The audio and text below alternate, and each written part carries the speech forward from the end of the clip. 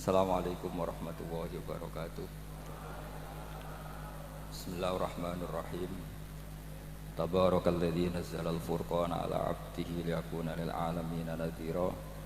Allahumma shalli wa sallim ala sayyidina Maulana Muhammadin wa ala alihi wa sahbihi ajmain. Amma ba'du.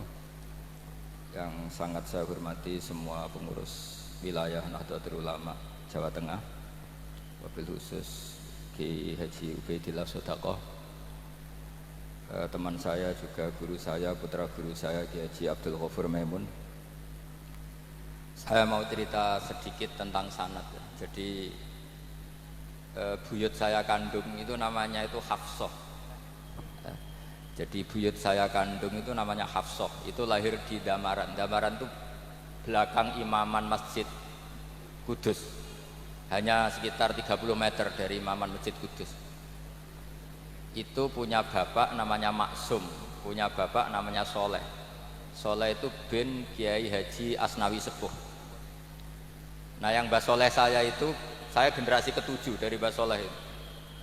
Jadi pas ke-7. Kalau ke-8 itu sudah kata orang-orang kaya gitu. Kenapa kamu miskin? Generasi ke-8 katanya. Jadi Mbah Soleh Darat itu orang Jepara, orang Mayong tuh. Itu dulu ngajinya diantaranya di buyut saya di Mbah Soleh bin Raden Asnawi Sepuh.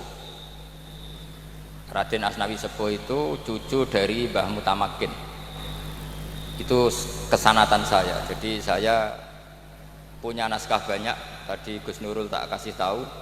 Ini diantara contoh naskah Mbah Soleh Darat. Saya punya banyak, mulai Hikam sampai Jawahirut Tauhid, terus beberapa tulisan-tulisan beliau itu masih di lemari buyut saya di Pondok Damaran. Terus buyut-buyut saya itu juga yang diantaranya ada yang nikah di keluarga Gedungan, dan itu sebagian melahirkan Pak Said Akil. Jadi buyut-buyut Pak Said itu adiknya buyut saya. Tapi kalau saya dengan beliau itu sepuh beliau. Jadi kalau saya manggil Pak Said itu kira-kira kalau nggak paman ya mbah. Kenapa saya cerita ini? Karena di antara ikatan sanad itu zuriyatam ba'duha min ba'd. Ada keterikatan cara berpikir berdasar sanad. Tadi seperti yang dikatakan moderator, laulal isnadu laqala man sa'a ma sa'a. Andai kan tidak ada sanad, maka orang akan berpikir agama sesuai maunya. Dan itu bahaya sekali. Karena agama ini riwayat, seperti tadi yang dikatakan inna hadzal ilma dinun fangzuru amman ta'khuduna dinakum. Saya punya sekian contoh cara berpikir sanad dan cara berpikir rasional. Di akhir Ihya itu ada cerita tentang rojak. Dan ini pasti di luar dugaan sampean. Karena sanad itu cara berpikir itu ya ikut saja. Yaitu ada dua orang ahli neraka dipanggil Allah. Dipanggil Allah dalam keadaan di borgol. Ditanya sama Allah, enak di neraka? Jawabannya pemuda itu ya, wah Gusti ya, di neraka kok enak? Ya jelas gak enak. Ya sudah, kamu kembali lagi ke neraka. Dugaan kita kan pasti anak ini gak mau. Ternyata enggak, dia lari sekenceng-kencengnya menuju neraka. Semangatnya Masya Allah. Makanya ini sekaligus ijazah, kalau disuruh masuk neraka yang apa? Semangat. Oh itu Tuhan akhirnya tanya, loh kamu tak suruh ke neraka kok semangat? Gusti saya ini sudah kapok. Ketika di dunia kalau jenengan nyuruh sholat saya lelet, jenengan menyuruh kebaikan saya lelet. Sebagai bentuk kapok saya, jenengan menyuruh saya ke neraka, saya semangat supaya saya nurut. Barokahnya semangat menuju neraka, ya sudah di surga saja. Ya, makanya ini nanti kalau kamu disuruh masuk neraka yang apa? Semangat. Karena kita di dunia itu ada di akhir Ihya. Artinya itu kan di luar dugaan kita. Cara berpikir seperti itu di luar dugaan kita. Akhirnya dia jadi ahli jannah. Cerita kedua ya masih di bab yang sama. Yang satu disuruh enak di neraka, ya enggak Gusti. Sudah kembali lagi ke neraka. Si orang ini toleh itu. Toleh. Terus ditanya sama Allah, kenapa toleh? Ya Allah, ketika engkau memanggil kami ke surga, saya tidak pernah ngira kalau akan engkau kembalikan lagi ke neraka. Ya sudah, kamu di surga saya karena khusnudzon sama saya. Ini berarti ada dua sanad. lucunya sama-sama benar, yang semangat ya benar, yang lelet juga benar. Maka kamu punya dua pilihan, nanti kalau disuruh masuk neraka, bisa semangat, bisa apa? Lelet. Dan semuanya nanti di surga. Artinya begini, sanad itu apa ya? Enggak yang kita duga. Makanya saya mohon siapapun yang mencintai agama ini harus banyak baca. Jangan nuruti emosi, kemudian emosi itu di atas namakan agama. Di Sahih Muslim itu ada cerita, ini termasuk hadis pegangan kan Sahih Bukhari Muslim. Itu ada cerita seorang sujud sama Allah itu kan banget baiknya, sangat baik. Kemudian yang sujud ini diinjek oleh pemuda yang nakal, diinjek. Ketika diinjek, yang sujud spontan ngomong begini, fa wallahi la yaghfiru wallahu laka, demi Allah, Allah tidak akan maafkan kamu. Di luar dugaan, tentu kalau nggak ada sanad, omongan ini normal karena nginjek orang apa? Sujud. Tapi di luar dugaan, Allah mewahyukan ke Nabi di zaman itu, disuruh bilang sama orang yang sujud itu, Allah ngendikan, mangdalladzi yata'alla alayya alla aghfira li fulan faqad ghafartu lahu wa ahbattu amalah. Siapa yang mencatut nama saya bahwa saya tidak bisa memaafkan orang yang nginjek, Allah tersinggung karena namanya dicatut. Saya ini Tuhan, bisa menyiksa dan bisa mengampuni. Kenapa sifat saya jadi satu, hanya menyiksa? Sifat ampunan saya di mana? Itu kalau nggak sanad nggak bisa. Saya ulang lagi, Allah itu apa? Zat yang bisa yaghfiru liman yasha wa yu'adzibu may yasha. Tapi orang yang sujud ini hanya mensifati Allah satu, yaitu Allah pasti menyiksa. Dan Allah tersinggung. Bagaimana mungkin saya Tuhan hanya berstatus bisa menyiksa, tidak bisa mengampuni? Akhirnya orang ini disalahkan, malah yang sujud tadi bilang ke orang itu, sujudnya saya hapus pahalanya, dan yang nginjek saya hapus dosanya. Tapi ya bukan berarti terus kamu boleh nginjek orang sujud, ya enggak. Artinya gini loh, saya hanya memperkuat moderator tadi, berpikir agama itu berdasar sanad. Kalau nuruti emosi pasti kita akan setuju Allah tidak ngampuni yang menginjak. Tapi berdasar sanad, berapa orang yang dulu melukai Nabi, bahkan punya niat membunuh Nabi, akhirnya ditobati oleh Allah Subhanahu wa ta'ala. Siapa yang nggak tahu cerita Suraqah, orang yang niatnya membunuh Nabi, ditobati Allah. Siapa yang nggak tahu cerita Khalid bin Walid, orang yang punya konsep untuk mengalahkan Nabi di perang Uhud, juga akhirnya masuk Islam dan diampuni Allah. Banyak lagi tokoh kafir yang dulu musuhi Nabi akhirnya ditobati oleh Allah. Sehingga ketika Nabi sangat marah ya dengan mereka yang kafir, malah ada ayat turun, laisa laka minal amri syai'un aw yatuba alaihim aw yu'adzibahum, bahwa wilayah mengampuni dan memaafkan itu wilayah Allah. Tentu kita secara syariat akan mengatakan yang nginjak itu salah, pasti itu. Kalau yang nginjak itu pasti salah, yang kafir pasti salah. Tapi jangan katakan kalau Allah tidak bisa menobati mereka. Lagi-lagi yang bisa mengertikan itu apa? Sanad. Kita ngaji di bab itu bahwa ada orang diinjak, ternyata Allah ketika yang sujud mengatakan wallahi la yaghfiru wallahu laka, demi Allah, Allah tidak akan maafkan kamu. Loh, mensifati Allah dengan satu sifat la yaghfiru itu Allah tersinggung karena Allah bisa yaghfir. Makanya ini penting sekali saya utarakan supaya kita ini bicara itu sesuai sanad. Karena andaikan tidak sanad, agama ini di logika, kemudian logika orang itu berbeda-beda, maka kayak apa kacaunya agama ini. Terus yang ketiga, saya beri sekian contoh. Ini saya bawa kitab hikam yang diterjemah oleh Mbah Soleh Darat. Saya dulu pernah ngaji hikam sama Abahnya Gus Zofur. Cara berpikir Abul Hasan Asyadzili misalnya, umumnya orang itu kan kalau amal itu ingin diterima ya, kalau sujud ingin diterima Allah, kalau sholat ingin diterima Allah, dan kalau sangat ingin itu biasanya terus berlebihan, saking berlebihannya terus nangis minta amalnya diterima gitu. Tapi efek negatifnya gini, jangan-jangan nggak diterima, lalu kalau nggak diterima gunanya apa? Ini buruk sekali kalau mulai tanya sujud saya jangan-jangan nggak diterima, kalau nggak diterima gunanya apa? Itu menurut Abul Hasan Asyadzili itu pertanyaan dari setan. Bagaimana mungkin kita pernah menyesal atau menyesali sujud yang pernah kita lakukan untuk Allah Subhanahu wa taala. Wong dadi kawulane Allah, wis dikai bumi, dikai oksigen, dikai rezeki, tahu sujud, bareng dikasih tahu Jibril, sujud kamu gak diterima. Wah, getun aku sujud be Allah. Masa sujud sama Allah getun. Maka kata Abul Hasan Asyadzili begini, kafa bika jazaan an radiyaka laka ahlan, cukup sebagai balasan dari Allah yang luar biasa kamu ditakdir sujud.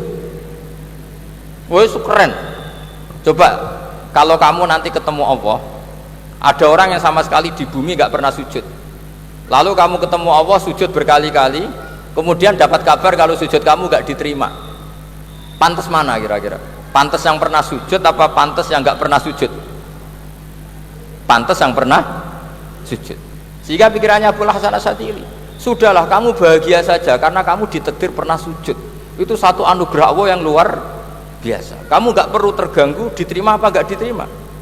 Karena kalau kamu terganggu itu nanti lama-lama mengatakan apa gunanya sujud kalau tidak diterima. Dan itu setan menang kalau sudah ada pertanyaan apa gunanya sujud. Nah, makanya disebut min syarril waswasil khannas. Kata Abul Hasan Asyadzili, waswas di sini adalah setan ngeridu kamu supaya kamu ngeset semua ibadah kamu, jangan-jangan kamu gak diterima. Kemudian kamu menyesali semua ibadah yang pernah kamu lakukan. Betapa buruknya kita. Wong ngamal apik kok disesali. Makanya saya ini sebagai kiai itu termasuk kiai yang paling sukses saya. Betul. Karena perasaan saya itu sudah sukses dulu sebelum nyata sukses apa enggak penting.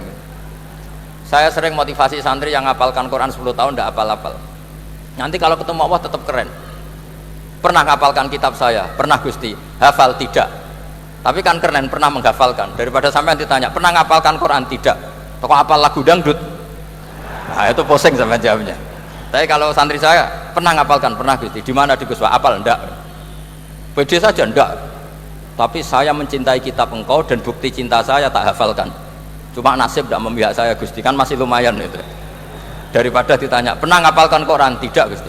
Jebule apal lagu dangdut, yang ibu-ibu apal harga cabai naik turunnya harga berambang. Ini harga sembako hafal, tapi kalau Quran tidak hafal. Nah, pikiran-pikiran kayak Abul Hasan Asyadzili itu harus kita kembangkan. Makanya saya suka sekali ketika Mbah Mun yang sekarang diteruskan Gus Wafi meresmikan Thariqah Syadziliyah. Ya cerminannya kitab Hikam itu yang diterjemah Mbah Soleh Darat, karena Hikam adalah murid Abul Abbas Al-Mursi, beliau adalah murid Abul Hasan Asyadzili. Jadi gampangannya kalau sampean ingin tahu cara berpikir Abul Hasan Asyadzili itu ngaji Hikam, karena Hikam itu cucu muridnya Abul Hasan Asyadzili.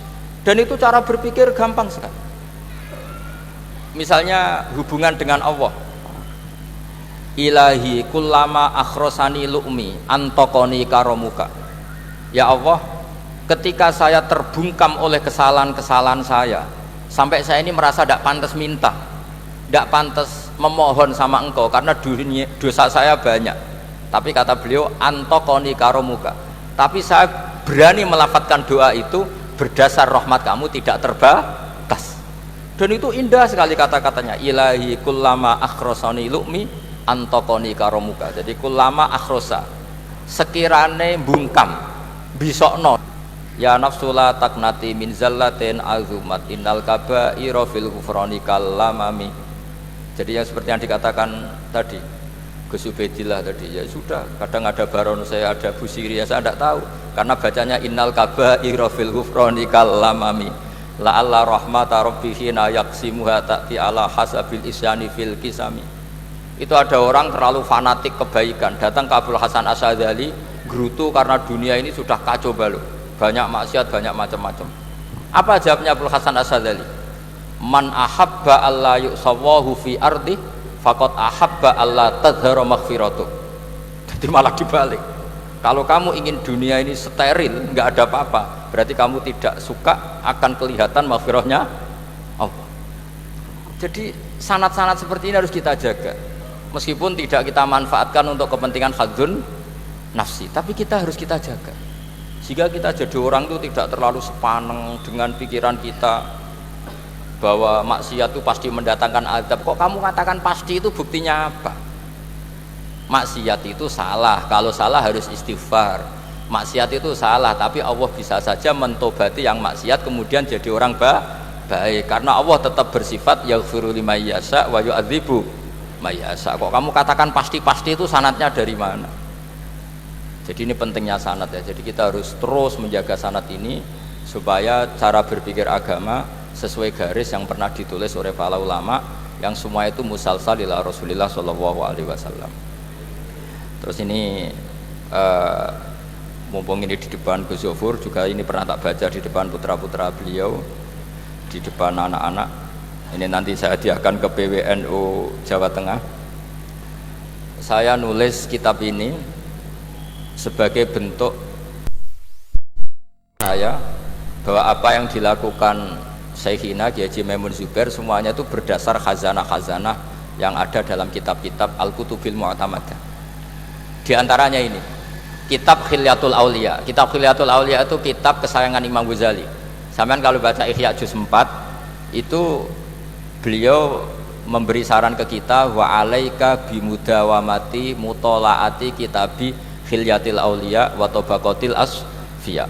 Karena Imam Ghazali fi manaqibil akhyar itu nginduk kitab Khilyatul Aulia karangannya Abu Nu'aim Al-Asfihani. Kalau di tasawuf beliau nginduk kitab namanya Qutil Qulub karangannya Abu Thalib Al-Makki. Kalau di fikih tentu beliau nginduk gurunya sendiri Imamul Haromen, yaitu Nihayatul Matlab fi Dirayatil Madhab. Ini saya beri contoh kenapa Mbah Mun, Kiai Ubaidillah, semua tokoh-tokoh NU cara perilaku itu santai, rileks tapi terarah. Ini saya beri contoh, ini riwayat dari Sufyan bin Uyainah, termasuk gurunya Imam Syafi'i. Ini halaman Amit kesana itu Pak Kiai. Nih tak kasih. Yang pengurus NU Mas Taufik. Halaman 24. Ya, ini di halaman 24 saya terangkan An Sufyan bin Uyainah kana Isa wa Yahya alaihi wassalam ya'tiyanil qaryata fayas'alu Isa an syirari ahliha wa yas'alu Yahya an khiyari ahliha. Faqala lahu Yahya lima tanzilu ala syirarin nas, qala innama ana tabibun udawil mardo.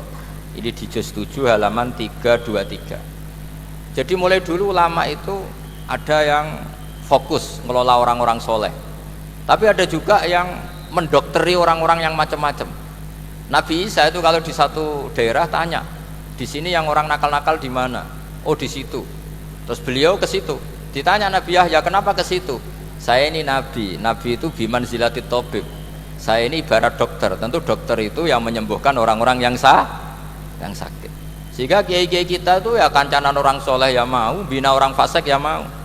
Lah yang nggak boleh itu yang potensi katut fasik, itu nggak boleh. Jadi apa ya, supaya kita itu melihat sesuatu itu udah seudon, kiai kok berteman orang fasik. Saya berkali-kali bilang berteman orang fasik itu haram. Tapi kalau dibalik pertanyaannya, membina orang fasik hukumnya gimana? Baik, bisa membina kalau berteman, ya sudah dibolak-balik gitu. Tapi kalau dibalik berteman orang fasik menjadi fasik, ya jangan berteman kalau buatnya masih seperti itu. Ya terus saya teruskan ya. Sayyidina Umar itu terkenal orang yang sangat keras. Sayyidina Abu Bakar terkenal orang yang layyinal janib, orang yang sangat santun, sangat sopan. Tapi anehnya ketika Abu Bakar mau wafat, itu khilafah atau khalifah itu diwasiatkan supaya yang mimpin itu Umar. Padahal orangnya sangat keras. Tapi yang jarang diketahui publik adalah ngiranya Umar keras itu wataknya. Ternyata enggak. Di sini diterangkan Umar wataknya itu sebetulnya bisa memilih keras atau halus. Ini saya baca ya di halaman 25. Beliau ditanya oleh Abdurrahman bin Auf. Terus beliau menjawab, ya Abdurrahman, wallahi laqad lintu linnasi hatta khasyitu wa fil lain. Tsumma staddattu alaihim hatta khasyitu wa fi syiddah. Fa ainal makhraj. Terus di sini saya terjemah, saya saat lunak juga takut sebab lunak bisa dianggap pembiaran, tapi saya juga takut Allah saat keras sebab keras jangan-jangan termasuk tanfir, orang lari dari kebenaran. Ya misalnya gini, sampean punya anak putri atau punya ponakan pacaran gitu. Datang ke kamu sama cowoknya, kalau kamu lunak pasti ponakan kamu ngira wong Pak D gak apa-apa, padahal Pak D saya itu kiai, ternyata saya gak ditegur. Lunak itu punya akibat dianggap pembiaran terhadap maksiat. Tapi kalau kamu keras, wah nak nenggonku tak wantemi watu. Kan nggak pernah ke kamu, bagaimana bina wong sowan saja nggak berani. Artinya efeknya sama. Terlalu lunak ya punya efek tidak bisa bina, terlalu keras juga punya efek tidak bisa bina. Maka kata Sayyidina Umar, fa wallahi laqad lintu linnas hatta khasyitu wa fillan. Artinya saat bersikap lunak saya takut Allah, karena lunak bisa dianggap pembiaran terhadap maksiat. Tsummastatadtu alaihim hatta khasyitu wa fisiddah. Ketika keras saya juga takut, karena kalau terlalu keras bisa tanfir, bisa orang lari dari kiai, dari orang soleh. Makanya dalam guyonan-guyonan ulama itu ada preman jagongan di orang-orang fasik. Ditanya, kenapa kamu jagongan sama orang fasik? Kenapa tidak jagongan sama orang soleh? Habis orang solehnya marah-marah terus, lah ini ramah. Makanya saya milih yang ramah saja gitu. Itu meskipun guyonan tapi pelajaran bagi kita. Karena ya memang Quran seperti itu, walau kunta fadzan ghalidhal qalbi lan faddu min haulik fa bima rahmatin minallahi linta lahum, terusnya itu. Jadi apa ya? Nah ini kalau nggak ada sanad nggak bisa. Nggak ada sanad nggak bisa. Pasti kita berpikir sesuai keinginan kita. Maka ada ancaman yang keras, man fassaral Qur'ana bi ra'yihi falyatabawwa maq'adahu minan nar. Jadi saya mohon sanad-sanad seperti ini kayak yang dikatakan Umar tadi. Wallahi laqad lintu linnas hatta khasyitu wa fillan. Tsummastatadtu alaihim hatta khasyitu wa fis syiddah. Jadi kita akui bahwa dalam lunak juga ada sekian problem, dalam keras juga ada sekian problem. Terus kita bikin satu metode, satu manhaj yang kira-kira ya sa'ighal lisyaribin, atau yang lebih dikenal dengan Islam wasatiyah. Ada tawazun, ada tasamu, ada macam-macam. Ya, saya kira demikian. Assalamualaikum warahmatullahi wabarakatuh.